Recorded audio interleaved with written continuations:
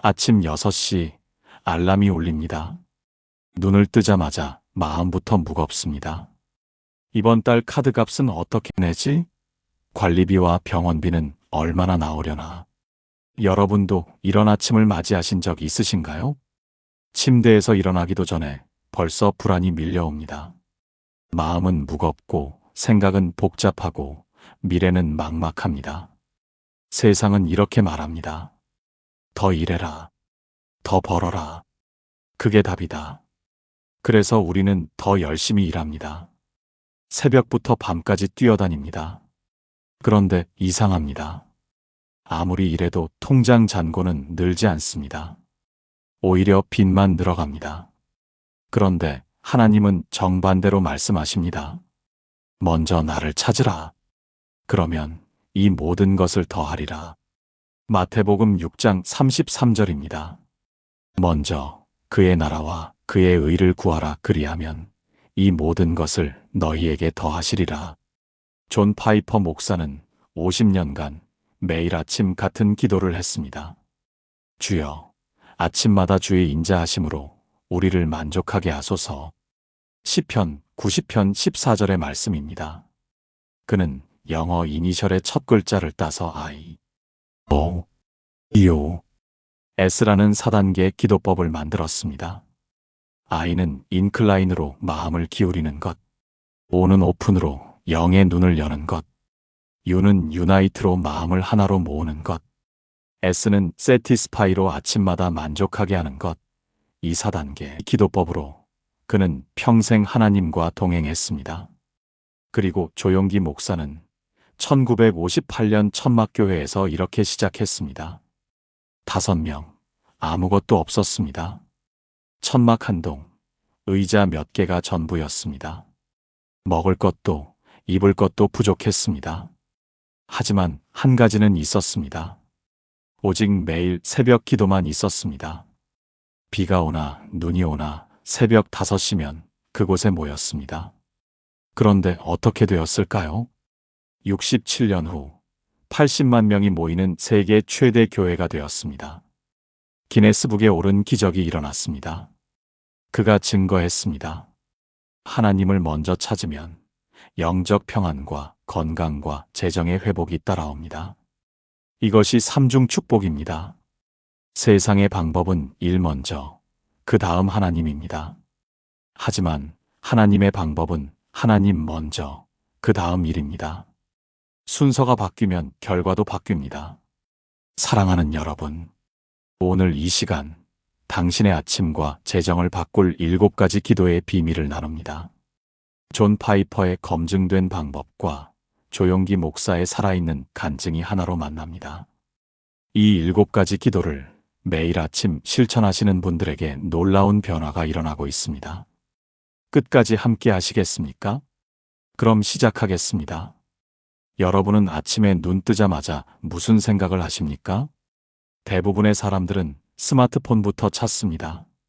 카카오톡 알림을 확인하고 뉴스를 보고 SNS를 훑어봅니다. 그러다 보면 벌써 불안이 시작됩니다. 저 사람은 여행을 가네. 나는 언제 갈 수 있을까? 집값이 또 올랐네. 우리는 언제 집을 살까? 물가가 너무 올랐네. 이번 달은 어떻게 살지? 아직 침대에서 일어나지도 않았는데 벌써 마음이 무너집니다. 왜 그럴까요? 첫 생각을 하나님이 아닌 세상에 드렸기 때문입니다. 시편 63편 1절은 이렇게 선포합니다. 하나님이여 주는 나의 하나님이시라. 내가 간절히 주를 찾되 물이 없어 마르고 곤핍한 땅에서 내 영혼이 주를 갈망하며 내 육체가 주를 앙모하나이다. 다윗은 아침에 눈을 뜨자마자 하나님을 갈망했습니다. 간절이라는 단어를 보십시오. 히브리어로 샤하르입니다.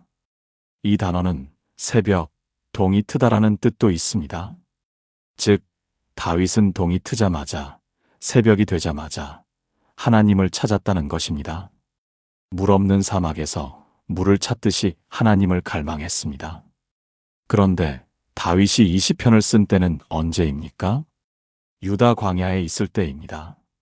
아들 압살롬이 반역하여 도망가던 시기입니다. 왕좌를 잃고 궁전을 잃고 모든 것을 잃었습니다. 하지만 한 가지는 잃지 않았습니다. 아침마다 하나님을 먼저 찾는 습관입니다. 그 습관이 그를 다시 일으켜 세웠습니다. 존 파이퍼 목사는 S 기도의 첫 단계를 이렇게 설명합니다. 인클라인 하나님, 제 마음을 당신의 말씀으로 기울게 하소서. 아침에 눈 뜨자마자 이렇게 기도하십시오. 하나님, 오늘 제 첫 생각을 당신께 드립니다. 스마트폰을 보기 전에, 뉴스를 보기 전에 먼저 하나님께 마음을 드리는 것입니다. 그러면 놀라운 일이 일어납니다. 하루의 방향이 완전히 달라집니다. 불안 대신 평안이, 초조함 대신 확신이 찾아옵니다. 이것은 종교적 의식이 아닙니다. 하나님과의 관계 회복입니다. 빌리 그레함 목사는 자서전에서 이렇게 고백했습니다. 나는 70년 목회 사역 동안 아침마다 한 가지 원칙을 지켰습니다. 눈을 뜨면 침대에서 일어나기 전에 먼저 기도했습니다. 하나님, 오늘 하루도 당신의 것입니다. 제 첫 생각을 드립니다. 제 첫 말을 드립니다. 제 첫 시간을 드립니다. 이 기도를 드리면 하루가 달라졌습니다. 부흥 집회를 인도하던 날도, 대통령을 만나던 날도, 몸이 아파 쓰러지던 날도 이 기도만큼은 빠뜨리지 않았습니다. 그는 전 세계 2억 명 이상에게 복음을 전한 위대한 전도자였습니다. 그런데 그 능력의 비밀은 무엇이었을까요? 거창한 기도문이 아니었습니다. 아침마다 첫 생각을 하나님께 드리는 단순한 습관이었습니다. 한국에도 이런 분이 계십니다. 부산에 사는 김순자 권사님, 74세입니다. 그녀는 30년 전 남편의 사업 실패로 빚쟁이가 되었습니다. 3억 원의 빚, 당시로는 감당하기 어려운 금액이었습니다. 절망 속에서 목사님이 한 가지를 권했습니다.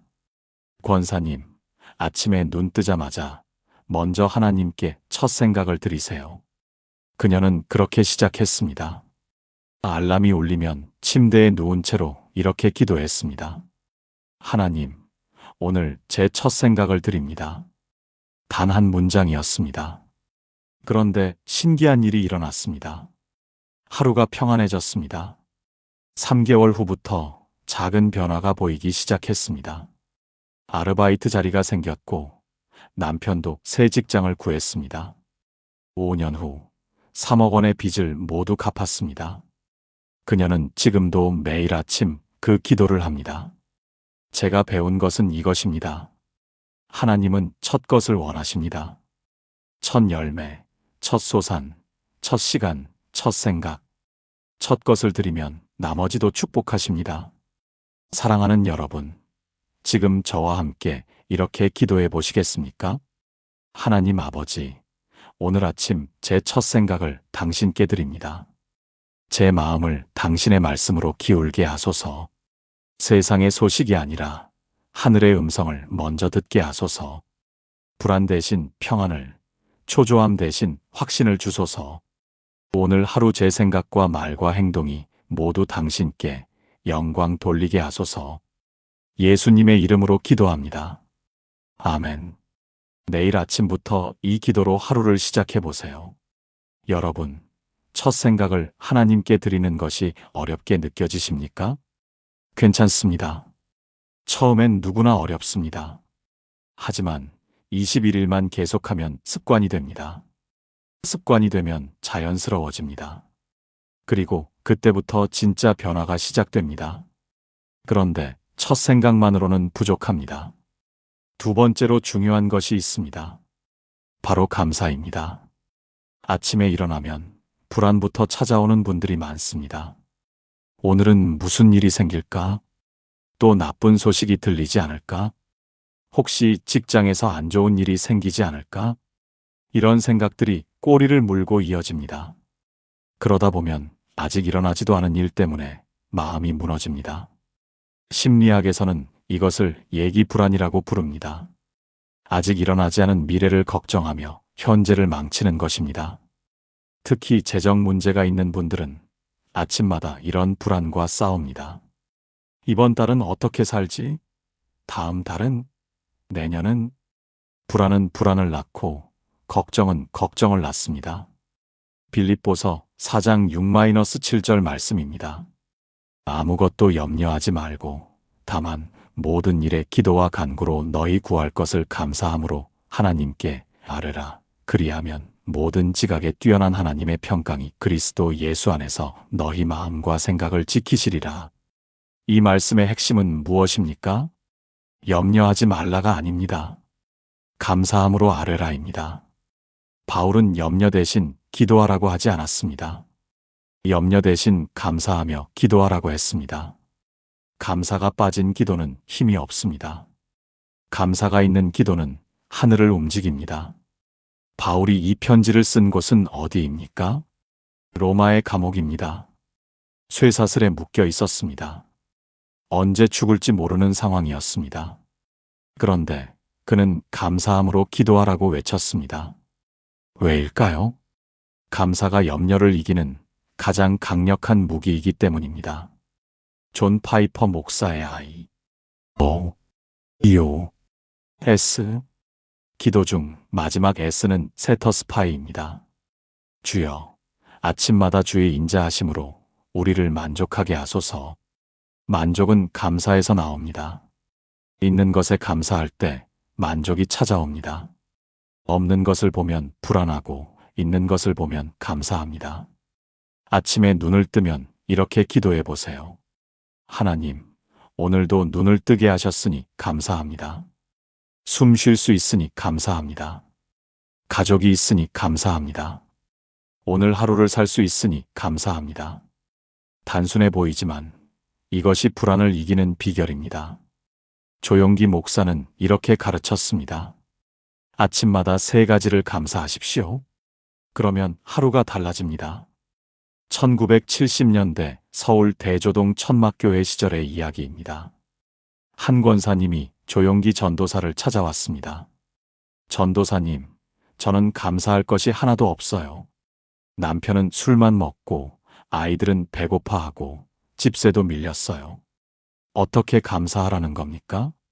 조용기 전도사가 대답했습니다. 권사님, 지금 숨을 쉬고 계시죠? 그것부터 감사하세요. 아침에 눈을 뜨셨죠? 그것도 감사하세요. 자녀들이 살아있죠? 그것도 감사하세요. 권사님이 울먹이며 말했습니다. 그런 게 감사할 일입니까? 조용기 전도사가 단호하게 말했습니다.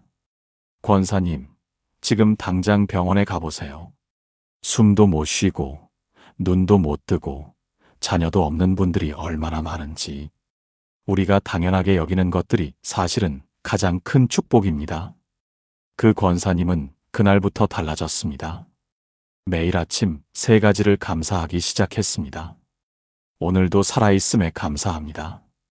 가족이 있음에 감사합니다. 하나님을 알게 하심에 감사합니다. 3개월 후 남편이 술을 끊었습니다. 6개월 후 밀린 집세를 갚았습니다. 1년 후 작은 가게를 열었습니다. 환경이 먼저 바뀐 것이 아닙니다. 마음이 먼저 바뀌었습니다. 감사가 불안을 이겼습니다. 미국의 한 심리학 연구 결과가 있습니다. 매일 아침 감사 일기를 쓴 그룹과 그렇지 않은 그룹을 비교했습니다. 12주 후 감사 일기를 쓴 그룹은 우울증이 25% 감소했고 수면의 질이 향상되었으며 면역력까지 높아졌습니다. 감사는 단순한 종교적 행위가 아닙니다. 우리의 몸과 마음을 치유하는 하나님의 처방입니다. 자, 저와 함께 감사의 기도를 드려보시겠습니까? 사랑의 하나님 아버지, 오늘도 눈을 뜨게 하심을 감사드립니다. 이 감사가 작아 보이지만 이것이 가장 큰 축복임을 고백합니다. 숨 쉴 수 있음에 감사하고 가족이 있음에 감사하고 믿음을 주심에 감사합니다. 불안 대신 감사로 염려 대신 찬양으로 이 하루를 시작하게 하소서. 제 마음과 생각을 지키시는 하나님의 평강이 함께 하기를 간구합니다. 예수님의 이름으로 기도합니다. 아멘. 오늘부터 아침마다 세 가지를 감사해 보세요. 사랑하는 여러분, 감사는 선택입니다. 환경이 좋아서 감사하는 것이 아닙니다. 감사를 선택했기 때문에 환경이 좋아지는 것입니다. 감사는 기적을 부르는 씨앗입니다. 그런데 감사만으로도 부족합니다. 세 번째로 중요한 것은 선포입니다. 하나님의 공급하심을 선포하는 기도입니다.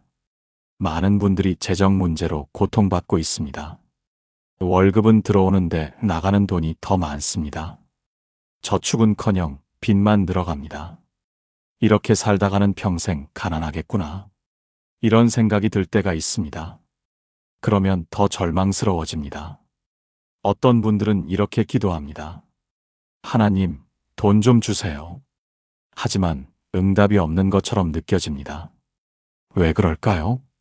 구하는 방법이 잘못되었기 때문입니다. 하나님은 우리가 구걸하기를 원하지 않으십니다. 선포하기를 원하십니다. 빌립보서 4장 19절 말씀입니다. 나의 하나님이 그리스도 예수 안에서 영광 가운데 그 풍성한 대로 너희 모든 쓸 것을 채우시리라. 이 말씀을 보십시오. 채우실 것이다가 아닙니다. 채우시리라입니다. 이것은 확정된 미래입니다. 조건부가 아니라 약속입니다. 나의 하나님이라는 표현도 중요합니다. 바울은 하나님을 소유격으로 고백했습니다. 누군가의 하나님이 아니라 나의 하나님입니다. 그리고 풍성한 대로라는 말씀도 주목하십시오. 헬라어로 플루토스입니다. 부요함, 풍부함, 넘치는 것을 의미합니다. 하나님은 부족함이 없으신 분입니다. 그분의 창고는 항상 가득 차 있습니다. 문제는 하나님의 창고가 아니라 우리의 믿음입니다. 조용기 목사는 삼중 축복의 한 부분으로 재정의 축복을 강조했습니다. 하나님은 가난을 원하지 않으십니다. 풍성함을 원하십니다. 단 순서가 있습니다. 영혼이 먼저 잘 되어야 합니다. 건강이 따라옵니다. 그리고 재정의 축복이 임합니다. 그는 매일 아침 이렇게 선포했다고 합니다. 나의 하나님은 풍성하신 분이십니다. 내 모든 쓸 것을 채우십니다. 나는 가난하지 않습니다. 풍성한 하나님의 자녀입니다. 이것이 선포의 기도입니다. 구걸이 아니라 선포입니다. 존 파이퍼 목사는 베들레헴 침례교회를 33년간 목회했습니다. 그의 목회 철학 중 하나는 검소함이었습니다. 하지만 검소함과 가난함은 다릅니다. 그는 이렇게 고백했습니다. 나는 평생 돈 문제로 기도해 본 적이 거의 없습니다. 왜냐하면 하나님께서 항상 필요를 채우셨기 때문입니다. 내가 한 것은 단 하나입니다. 매일 아침 하나님의 풍성하심을 선포했습니다. 하나님은 나의 목자시니 내게 부족함이 없으리로다. 시편 231. 이 말씀을 매일 아침 선포했습니다. 그러면 신기하게도 필요한 것들이 채워졌습니다. 그는 결코 부자가 되려고 하지 않았습니다. 하지만 부족함도 없었습니다. 왜일까요? 하나님의 공급하심을 믿고 선포했기 때문입니다.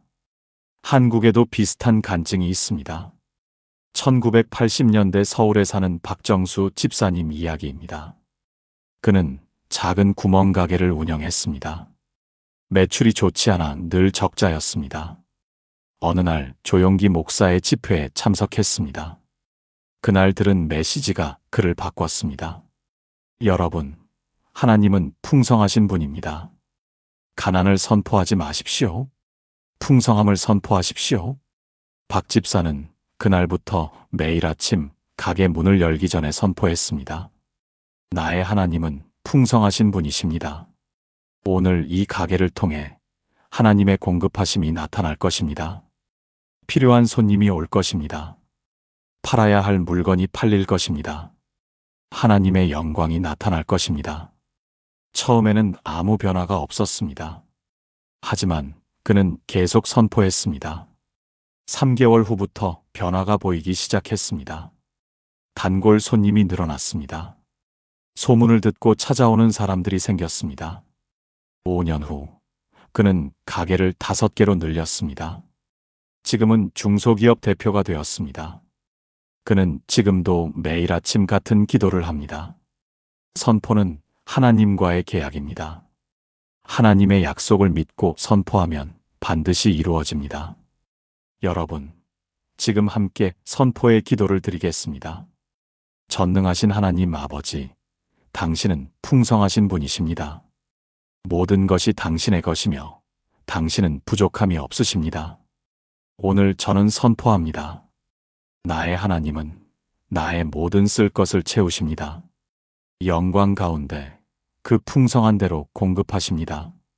나는 가난의 영이 아니라 풍성함의 영을 받았습니다. 두려움이 아니라 믿음으로 이 하루를 살아갑니다. 하나님의 공급하심을 믿고 의지합니다. 예수님의 이름으로 선포합니다. 아멘. 이 선포를 매일 아침 반복해 보세요. 사랑하는 여러분, 선포는 믿음의 고백입니다. 보이지 않는 것을 보는 것처럼 말하는 것입니다. 아직 일어나지 않은 것을 이미 이루어진 것처럼 선포하는 것입니다. 이것이 믿음입니다. 하나님은 이런 믿음을 기뻐하십니다. 그런데 선포만으로도 부족합니다. 네 번째로 중요한 것은 구체성입니다. 일용할 양식을 구하는 구체적인 기도입니다. 어떤 분들은 이렇게 기도합니다. 하나님, 축복해 주세요. 하나님, 은혜 주세요. 하나님, 도와주세요. 이런 기도가 나쁜 것은 아닙니다. 하지만 너무 막연합니다. 무엇을 축복하라는 건지, 어떤 은혜를 달라는 건지, 어떻게 도와달라는 건지 명확하지 않습니다. 하나님은 우리의 마음을 아십니다. 하지만 우리가 구체적으로 구하기를 원하십니다. 왜일까요? 구체적으로 구할 때 구체적으로 응답하시기 때문입니다. 그래야 우리도 응답받았다는 것을 확실히 알 수 있습니다. 마태복음 6장 11절, 주님이 가르쳐 주신 기도입니다. 오늘 우리에게 일용할 양식을 주시옵고. 이 짧은 문장에 엄청난 진리가 담겨 있습니다. 첫째, 오늘이라는 단어입니다. 내일이 아니라 오늘입니다. 다음 주가 아니라 오늘입니다. 둘째, 일용하리라는 단어입니다. 헬라어로 에피우시오스입니다. 오늘 하루 필요한이라는 뜻입니다. 1년치, 한 달치가 아닙니다. 오늘 하루치입니다. 셋째, 양식이라는 단어입니다. 아르토스, 즉 빵을 의미합니다. 하지만 단순히 먹을 것만을 뜻하지 않습니다. 하루를 살아가는 데 필요한 모든 것을 포함합니다. 음식, 옷, 집, 일자리, 건강, 관계 등등. 예수님은 우리에게 구체적으로 구하라고 가르치셨습니다. 막연하게가 아니라 구체적으로, 탐욕스럽게가 아니라 필요한 만큼. 빌리 그레함 목사는 이렇게 가르쳤습니다. 기도의 능력은 구체성에 있습니다. 하나님, 축복해 주세요보다 하나님, 오늘 이 일을 위해 지혜를 주세요가 더 좋은 기도입니다. 하나님, 도와주세요보다 하나님, 이번 달 생활비 200만 원을 주세요가 더 구체적인 기도입니다. 구체적으로 구하면 구체적으로 응답받습니다. 아침에 기도할 때 이렇게 해보세요. 하나님, 오늘 제게 필요한 것들을 구체적으로 아뢰겠습니다. 오늘 일할 힘을 주소서. 오늘 만날 사람들과 좋은 관계를 맺게 하소서. 오늘 지혜롭게 돈을 사용하게 하소서. 오늘 가족이 건강하게 하소서. 이렇게 구체적으로 구하십시오. 조용기 목사가 천막교회를 시작할 때의 이야기입니다. 1958년 그에게는 아무것도 없었습니다. 천막 하나, 의자 몇 개가 전부였습니다. 매일 밤 그는 무릎을 꿇고 구체적으로 기도했습니다. 하나님, 내일 예배에 10명이 오게 하소서. 하나님, 이번 주에 쌀 한 가마니를 주소서. 하나님, 다음 달까지 천막값을 갚게 하소서. 막연한 기도가 아니었습니다. 숫자와 날짜가 있는 구체적인 기도였습니다. 그러면 하나님께서 구체적으로 응답하셨습니다.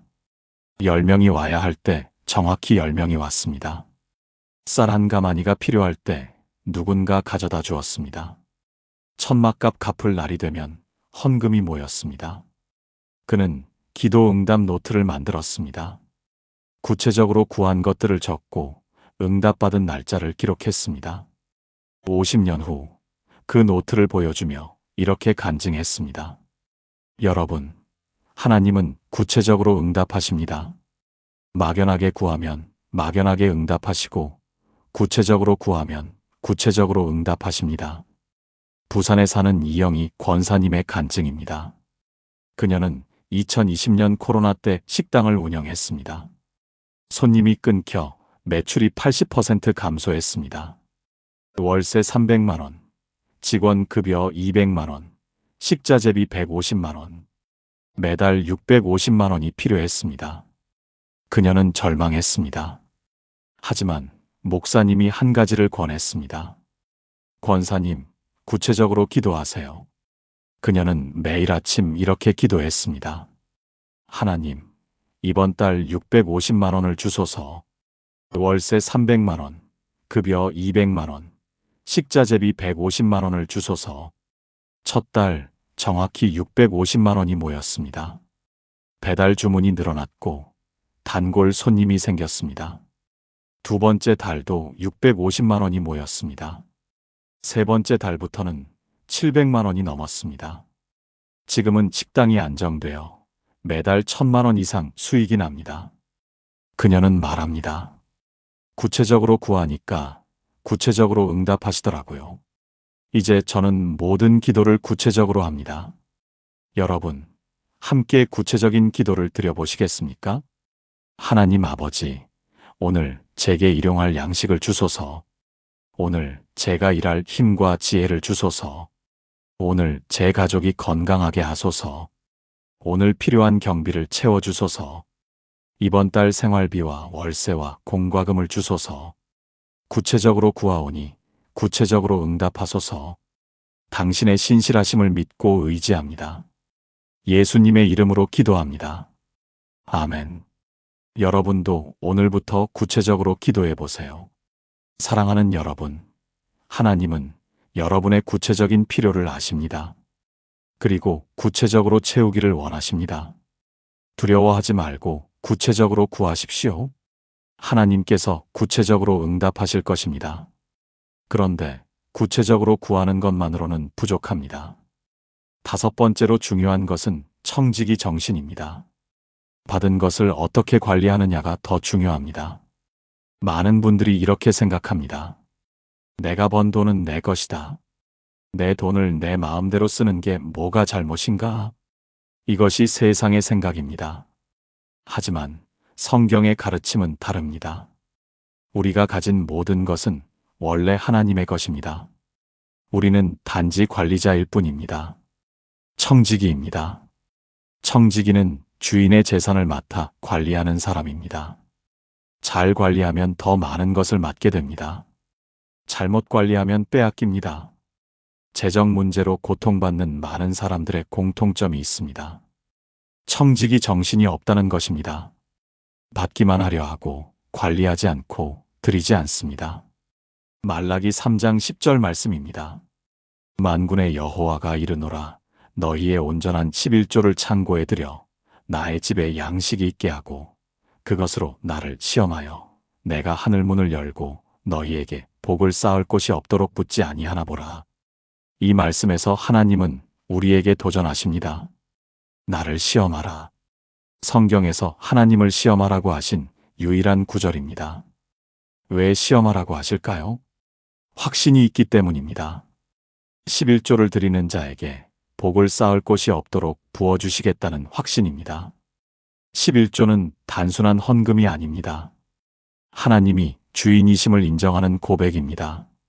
내 것의 10%가 아니라 하나님 것의 90%를 내가 사용하는 것입니다. 순서가 바뀌면 결과도 바뀝니다. 존 파이퍼 목사는 평생 검소하게 살았습니다. 하지만 그는 수입의 최소 10% 이상을 항상 드렸습니다. 그는 이렇게 말했습니다. 돈은 우리의 마음이 어디 있는지 보여주는 지표입니다. 돈을 어디에 쓰는지 보면 그 사람이 무엇을 사랑하는지 알 수 있습니다. 하나님을 사랑한다면 하나님의 일에 먼저 투자해야 합니다. 조용기 목사는 더 강하게 가르쳤습니다. 11조는 선택이 아니라 명령입니다. 11조를 드리지 않는 것은 하나님의 것을 도둑질하는 것입니다. 하지만 11조를 드리면 하늘 문이 열립니다. 복이 쌓일 곳이 없도록 부어주십니다. 아침에 이렇게 기도해 보세요. 하나님, 제가 가진 모든 것이 당신의 것임을 고백합니다. 저는 청지기일 뿐입니다. 오늘도 청지기로서 신실하게 관리하게 하소서. 빌리 그레함 목사의 일화입니다. 1950년대 그의 부흥 집회는 엄청난 인기를 끌었습니다. 한 번의 집회에서 수만 명이 모였고 막대한 헌금이 들어왔습니다. 어떤 사람들은 그가 부자가 될 것이라고 생각했습니다. 하지만 그는 달랐습니다. 그는 자신에게 고정급여만 받기로 결정했습니다. 나머지 헌금은 모두 선교와 구제에 사용했습니다. 평생 검소하게 살았고 사치하지 않았습니다. 그가 세상을 떠날 때 그의 재산은 놀라울 정도로 적었습니다. 하지만 그가 남긴 영적 유산은 헤아릴 수 없이 큽니다. 그는 말했습니다. 나는 하나님의 돈을 관리하는 청지기였을 뿐입니다. 주인은 하나님이셨고 나는 충성스러운 종이 되기를 원했습니다. 한국에도 이런 간증이 있습니다. 대전에 사는 김철수 장로님, 68세입니다. 그는 40년 전 작은 공장을 시작했습니다. 처음에는 직원이 3명뿐이었습니다. 월급도 제대로 못 주는 형편이었습니다. 하지만 그는 한 가지만큼은 지켰습니다. 11조였습니다. 수입이 100만 원이면 10만 원을, 1000만 원이면 100만 원을 드렸습니다. 주변 사람들이 말렸습니다. 장로님, 지금은 사업 키울 때입니다. 11조는 나중에 여유 있을 때 하세요. 하지만 그는 흔들리지 않았습니다. 하나님이 주인이십니다. 주인의 몫을 먼저 드리는 것이 맞습니다. 10년 후 그의 공장은 직원 30명으로 성장했습니다.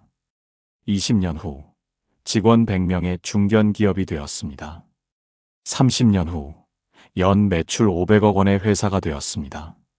지금도 그는 11조뿐 아니라 수입의 30% 이상을 선교와 구제에 사용합니다.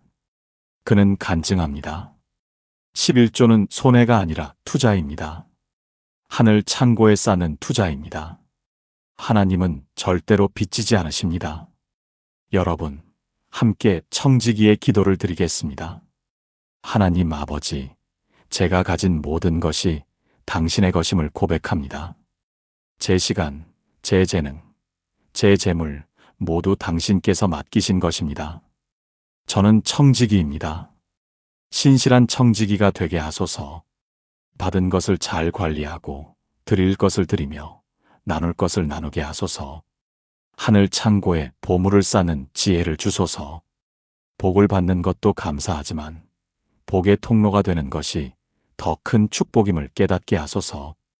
예수님의 이름으로 기도합니다. 아멘. 사랑하는 여러분, 청지기 정신은 축복의 비밀입니다. 움켜쥐면 썩고 흘려보내면 불어납니다. 두려워 말고 먼저 드려보세요. 하나님께서 하늘 문을 여실 것입니다. 그런데 여기서 끝이 아닙니다. 6번째로 중요한 것은 우선순위입니다. 하나님, 나라를 먼저 구하는 기도입니다. 우리는 늘 우선순위를 정하며 살아갑니다. 오늘 무엇을 먼저 할까? 이번 달 예산을 어디에 먼저 쓸까? 이번 주에 누구를 먼저 만날까? 그런데 문제는 대부분의 사람들이 하나님을 우선순위에 두지 않는다는 것입니다. 급한 일이 생기면 예배를 빠집니다. 돈이 부족하면 헌금을 줄입니다. 바쁘면 기도를 건너뜁니다. 하나님은 항상 나중에입니다. 여유가 생기면, 시간이 나면, 돈이 생기면 그때 하나님을 찾겠다고 합니다. 하지만 그 나중은 영원히 오지 않습니다. 마태복음 6장 33절. 우리가 이미 본 말씀입니다.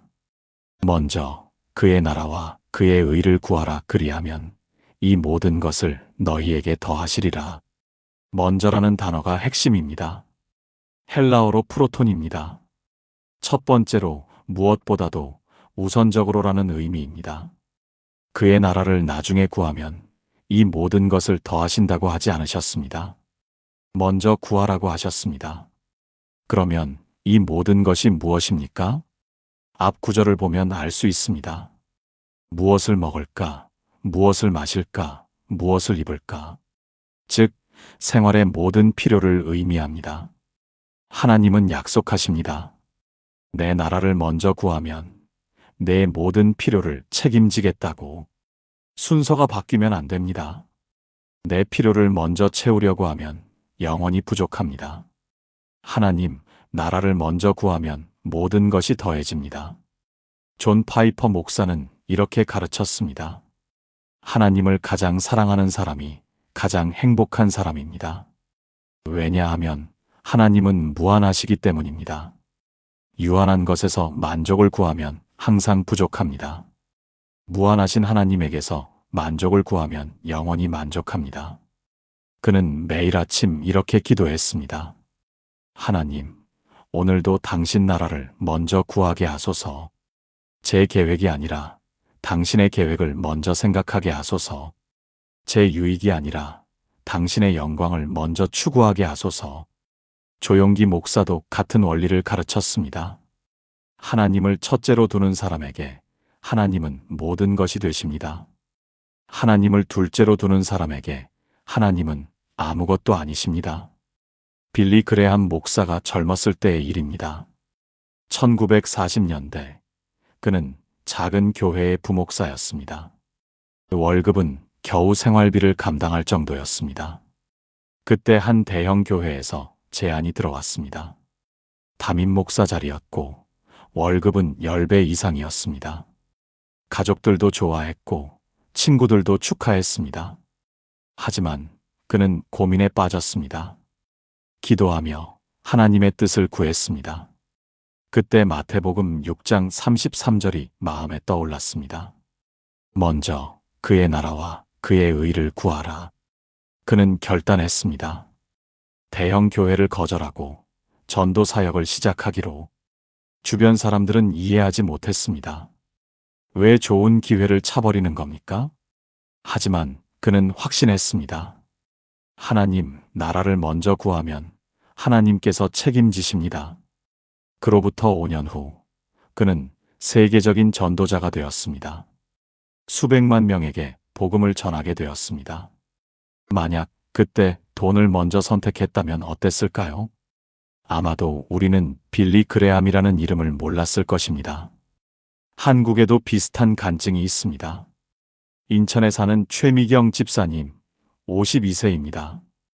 그녀는 15년 전 이혼을 했습니다. 두 아이를 혼자 키워야 했습니다. 생활비가 부족했고 미래가 막막했습니다. 어느 날 교회에서 단기 선교를 모집했습니다. 필리핀 이주, 비용은 150만 원이었습니다. 그녀는 가고 싶었습니다. 하지만 150만 원은 한 달 생활비였습니다. 고민 끝에 결단했습니다. 하나님, 나라를 먼저 구하자. 하나님께서 책임지실 것이다. 선교비를 냈고 필리핀에 다녀왔습니다. 걱정했던 한 달 생활비는 어떻게 되었을까요? 선교 다녀온 다음 주에 회사에서 보너스가 나왔습니다. 정확히 150만 원이었습니다. 그녀는 그때 깨달았습니다. 하나님, 나라를 먼저 구하면 정말로 더하시는구나. 그로부터 15년 그녀는 매년 단기 선교를 갑니다. 아이들도 대학을 졸업했고 빚도 모두 갚았습니다. 지금은 자기 집도 마련했습니다. 그녀는 간증합니다. 하나님, 나라를 먼저 구하는 것이 손해 같지만 실은 최고의 투자입니다. 여러분, 함께 우선순위의 기도를 드리겠습니다. 하나님 아버지, 오늘도 당신의 나라를 먼저 구합니다. 제 계획보다 당신의 계획을, 제 뜻보다 당신의 뜻을 먼저 구합니다. 제 유익이 아니라 당신의 영광을 먼저 추구합니다. 제 왕국이 아니라 당신의 나라를 세우기 원합니다. 오늘 제 시간, 제 물질, 제 재능을 당신 나라를 위해 사용하게 하소서. 그리하면 이 모든 것을 더하신다는 당신의 약속을 믿고 신뢰합니다. 예수님의 이름으로 기도합니다. 아멘. 사랑하는 여러분, 우선순위를 바로 세우는 것이 축복의 비밀입니다. 하나님을 첫째로 두면 하나님께서 모든 것을 책임지십니다. 두려워 말고 하나님 나라를 먼저 구하세요. 그런데 마지막 7번째가 가장 중요합니다. 받은 축복을 흘려보내는 기도입니다. 축복의 통로가 되는 기도입니다. 많은 사람들이 축복을 받고 싶어 합니다. 건강의 축복, 재정의 축복, 관계의 축복. 하지만 축복을 받기만 하려고 합니다. 흘려보내려고 하지 않습니다. 그러면 어떻게 될까요? 썩습니다.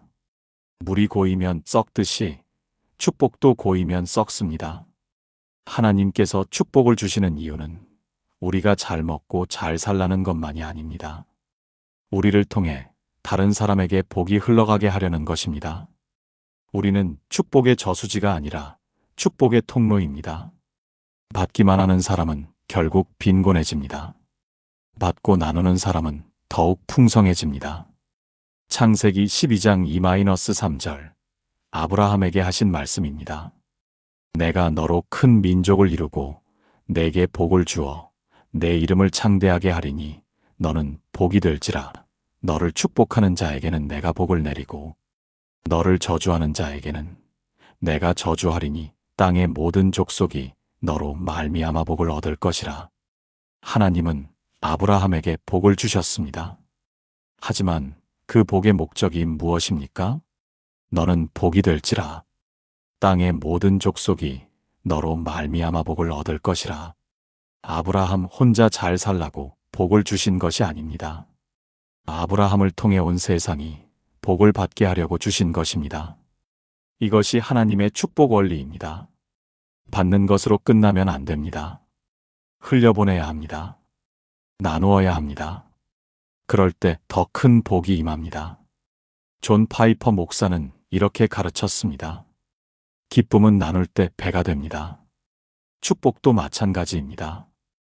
혼자 누리는 축복은 작지만 함께 나누는 축복은 큽니다.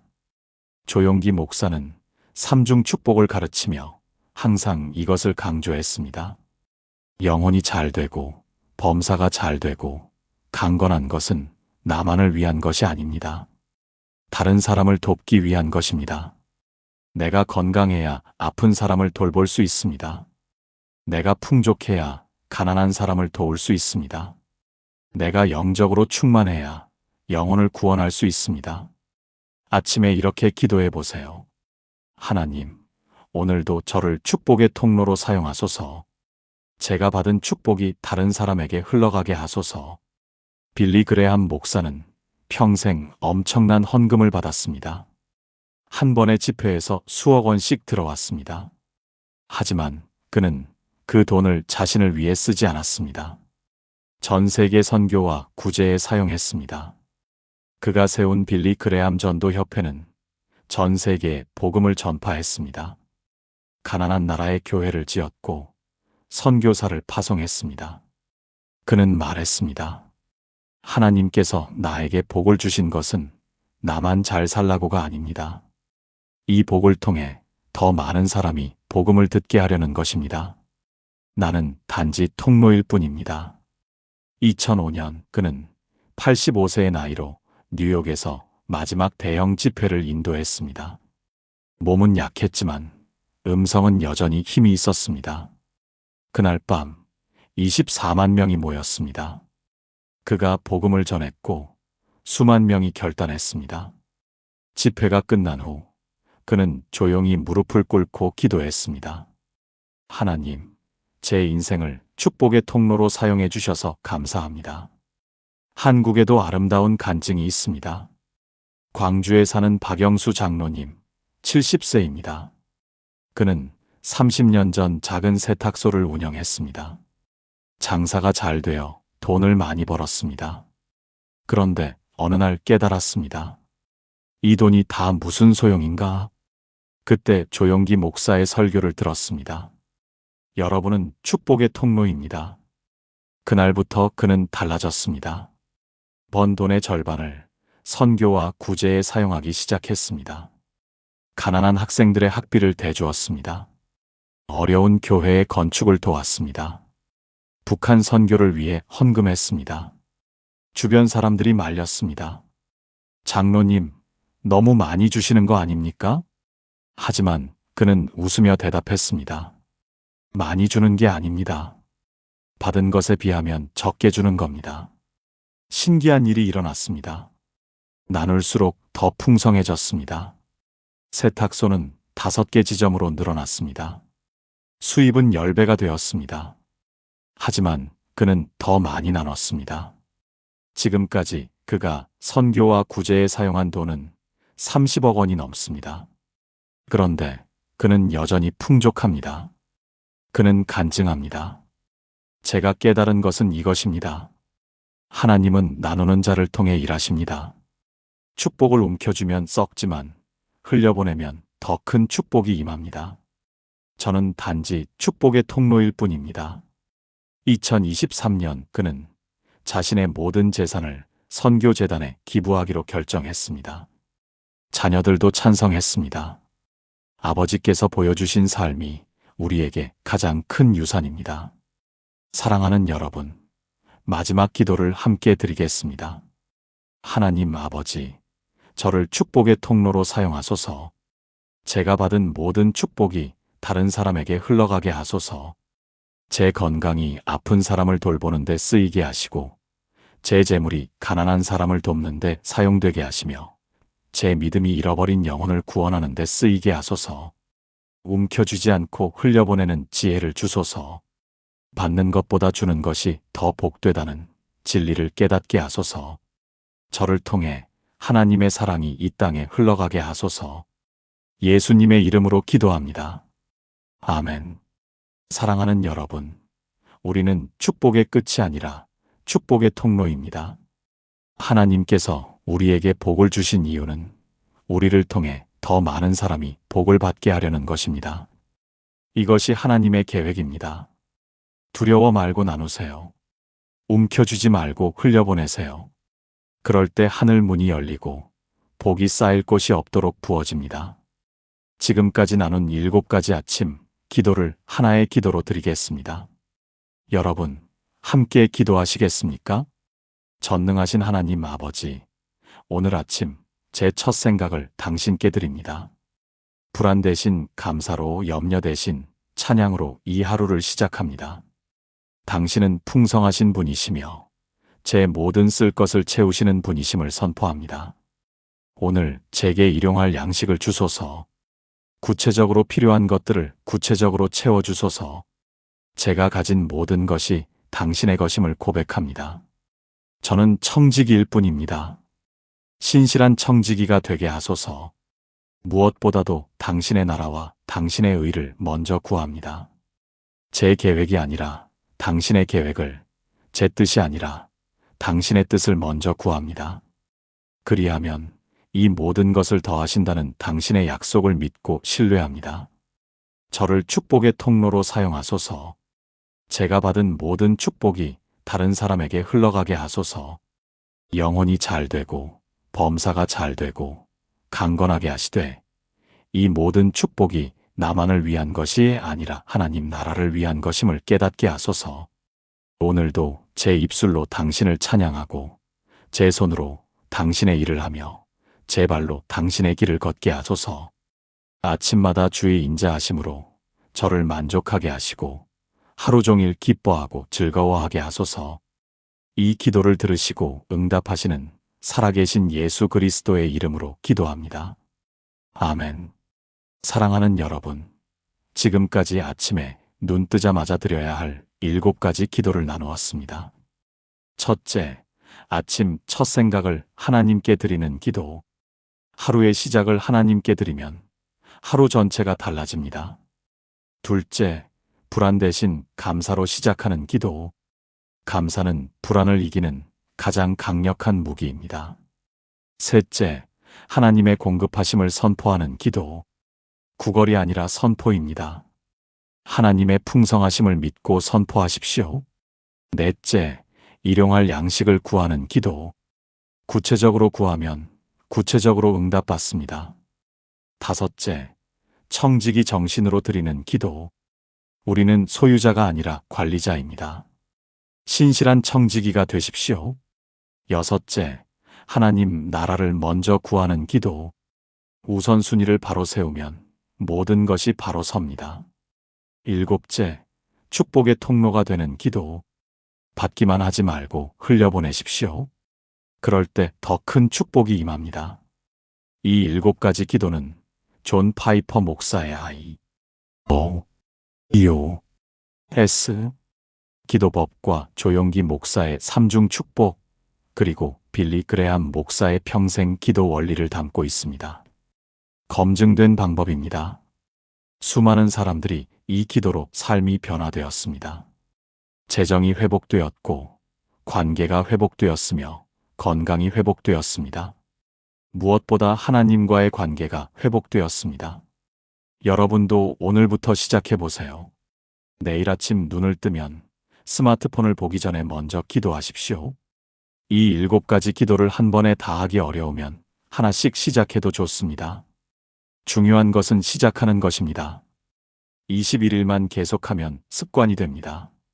습관이 되면 자연스러워집니다.